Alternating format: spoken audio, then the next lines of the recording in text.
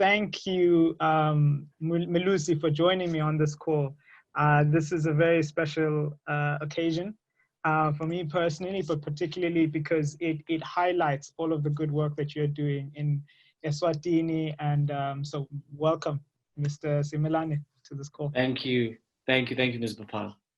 It's a pleasure to be here. No, the pleasure is all mine. So I'd like to begin, if I can, by just giving a summary of the great work that you're doing, and some of the various roles and hats that you wear and the roles that you fit. So Mr. Simelane, you're an LGBTQI rights activist in Eswatini in Southern Africa, and you are also the executive director of Eswatini Sexual and Gender Minorities, non-profit organization in Eswatini. Within that, we just want to tie in some of the theme of today's conversation, and that is about Black Lives Matter, and in particular, what does Black Lives Matter look like in Eswatini, and what does it mean, you know, in the local context, in particular with the activism that you do around human rights and around, in particular, LGBTQI rights in Eswatini. So first of all, I'd just like to ask that question to you, if I could.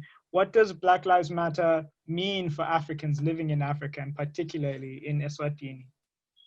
I think the Black Lives Matter movement means something completely different for the African context, because if you look at where it all starts, it's a white supremacist country where the white people are oppressing the Black Americans.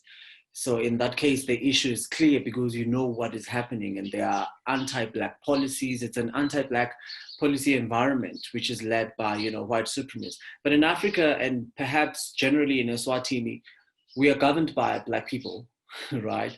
And unfortunately, they care so little about the human rights of everyone else. So now what we're battling here is a legacy of colonial underdevelopment, where the resources are unequally distributed. And you have now the newly established Black elites who are looting the resources that are meant and the opportunities that are meant for people like myself to only enrich themselves. So what that means is it keeps us economically and socially excluded, in addition to the religious and cultural conservatism, which tramples upon the rights of sexual and gender minorities. I mean, I'll speak a lot more about that because that's where I'm especially at.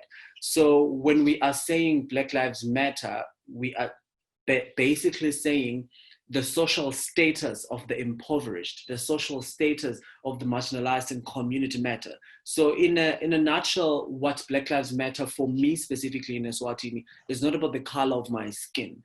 I mean, we can have a conversation about how perhaps the few white people in the country perhaps enjoy some privileges. That could be a conversation for another day. But for me, when we say Black Lives Matter in Eswatini, we are not talking about the color of the skin, but we're talking about the social status that we hold in our society. Because like I've said, we are governed by a few Black elites who loot everything, every opportunity, every resource that is available to help the entire society and to bridge the inequalities. But they use those resources to enrich themselves. So for me, it's about the social injustice, it's about the social inequalities, about the social statuses that we hold and the classes that we hold in our society. And when we say Black Lives Matter, we are saying us as the social minorities matter as well. So I think basically that is what it means to me. Brilliant. I think that what you've done, as well as you've segued right into the next stage of the conversation that we wanted to speak about. In particular, society is fragmented, if you will, into different communities and sub-communities. And I would love to hear from you. Where does this moment of the protests that have arisen from George Floyd's murder and police brutality in the United States, where does that moment meet the Southern African community, and particularly in Eswatini? Also, almost in the same moment, there's been gender-based violence and police brutality in South Africa as well, as you are very well aware of. So where does that find Eswatini's LGBTQI community? And what are the key concerns that Black Lives Matter has provided a platform to speak about, in particular to the relevant Eswatini's context? Yeah, I think it's safe to say that we have continued for so long to be subject to police brutality. And by brutality, Fundi, it doesn't necessarily mean that the police have to physically manhandle me. It's about the way that we interact with the police system, right? It's about me being comfortable enough to go to the police station and report any injustice that I might be facing as a result of my sexual identity. It's about women being comfortable enough to go to the police to report any sort of injustice that they befall. So we have been subject to police brutality, which has been derived from the deeply heteronormative and patriarchal society that endorses this gender and sexual oppression, right?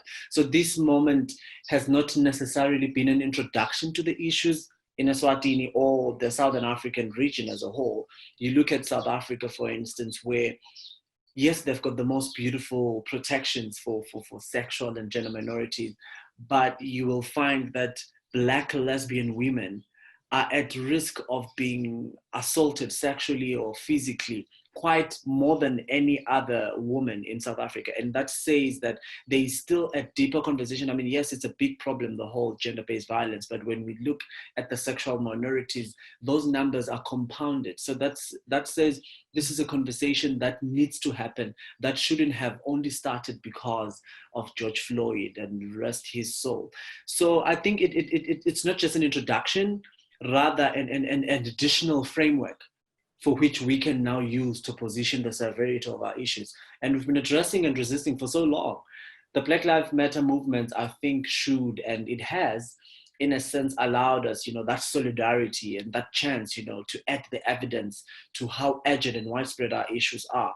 It's not just about the Black lives, we are looking at intersectionality, we're looking at deeper issues, which is why I opened by saying, for me personally, it's not just about the color of my skin, right? It's about the social status that I hold. It's about the acceptability. It's about being allowed into a room. It's about having my voice heard.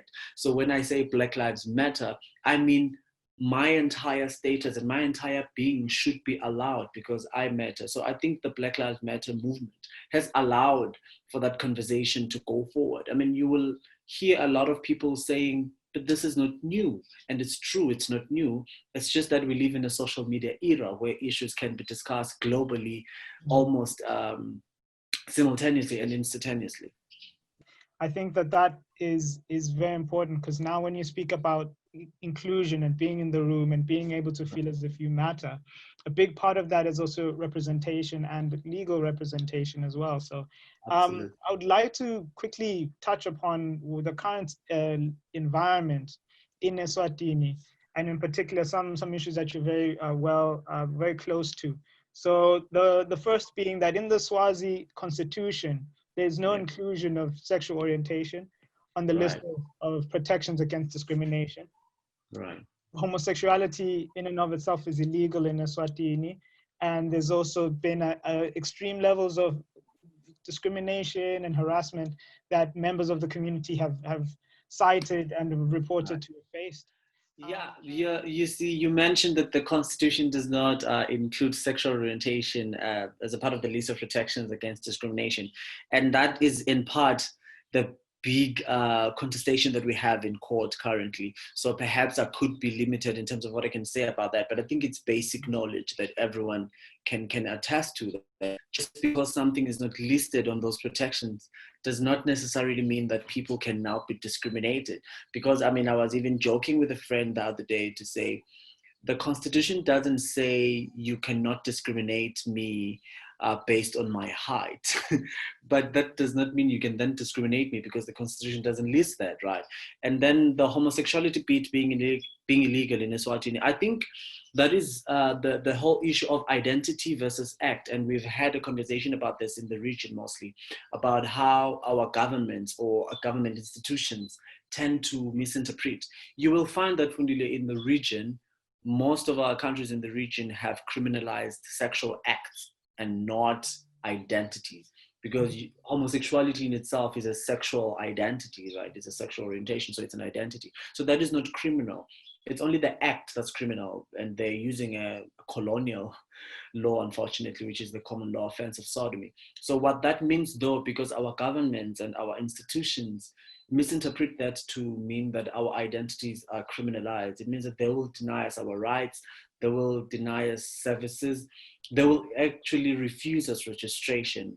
And if you look through the reasoning, it all goes back to the common law offense of sodomy. In other countries, they call it the penal code. In other countries, they call it the Fornication Act or whatnot.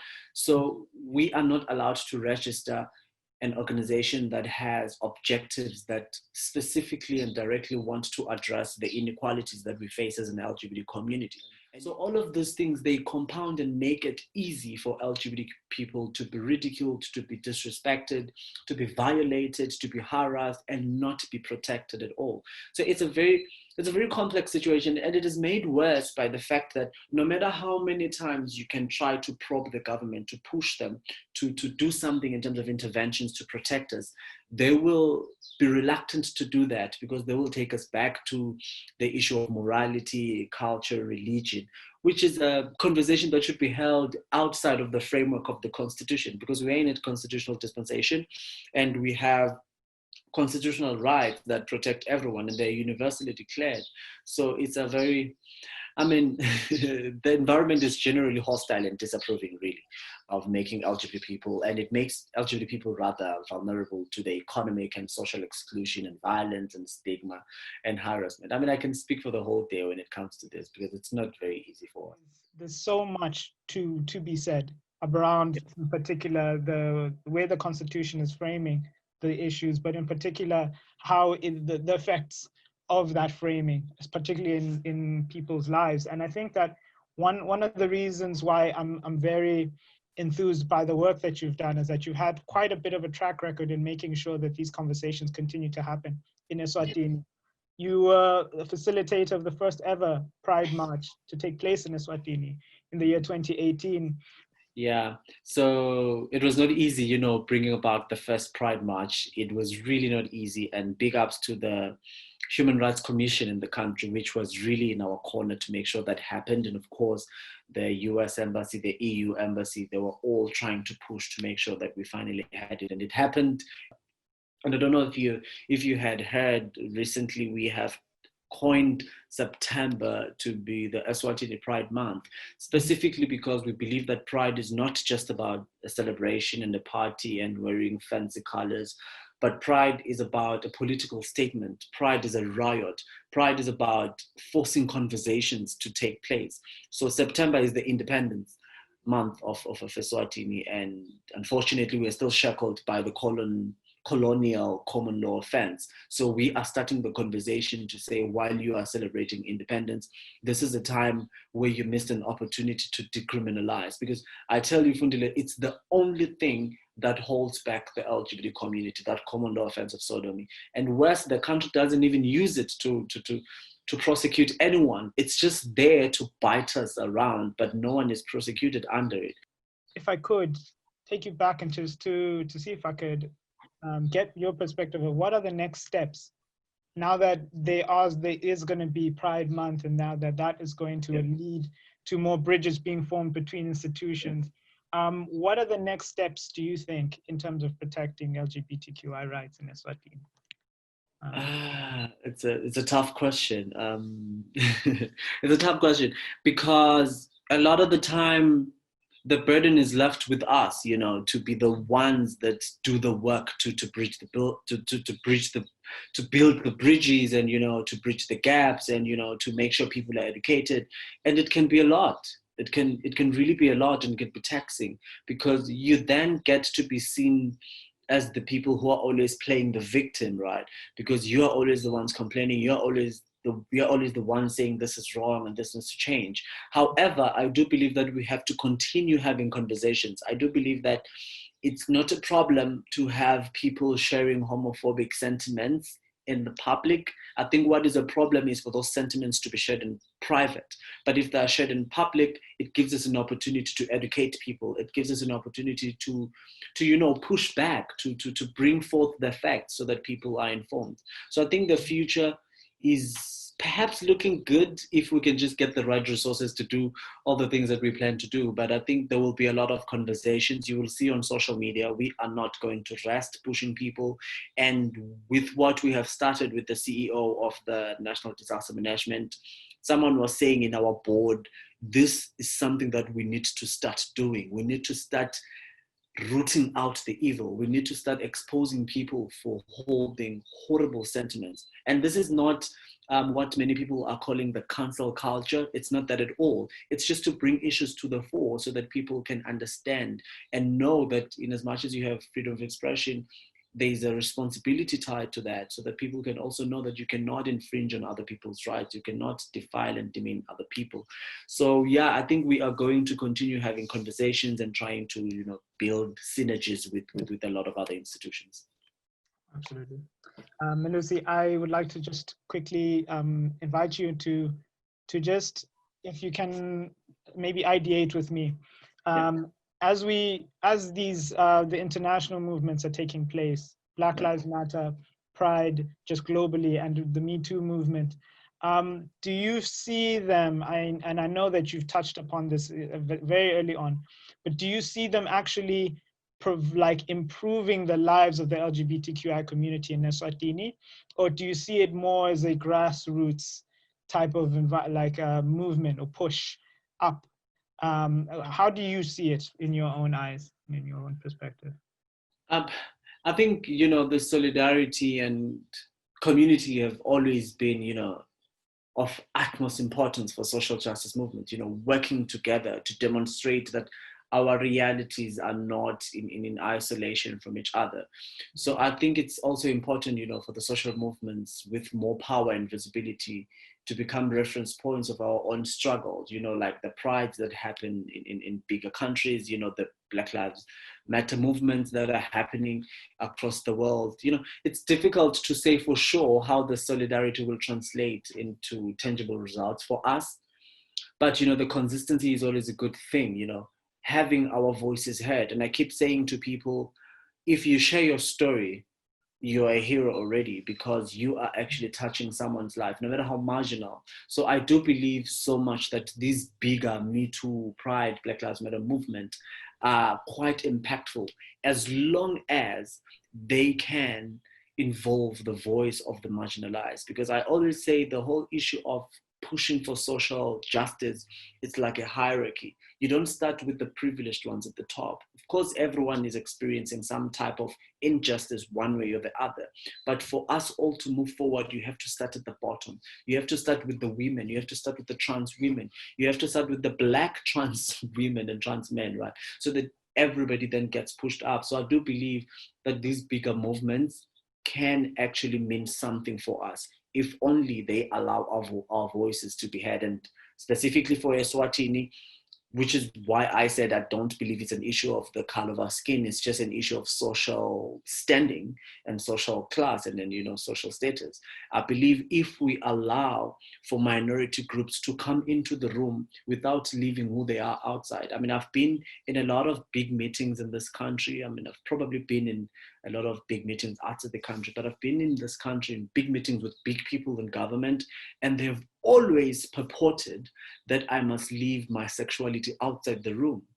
And in a sense, I've been understood to be a radical person, because I'm not afraid to tell them where to draw the line. I'm not afraid to tell them, if you invite me into the room, you are inviting Melusi, the LGBTIQ activist, and you're inviting Melusi, who will not demarcate himself, So I think we need to allow the smaller voices. We need to allow the divergent voices, but fundamentally, we need to make sure that the voices of the marginalized people are heard.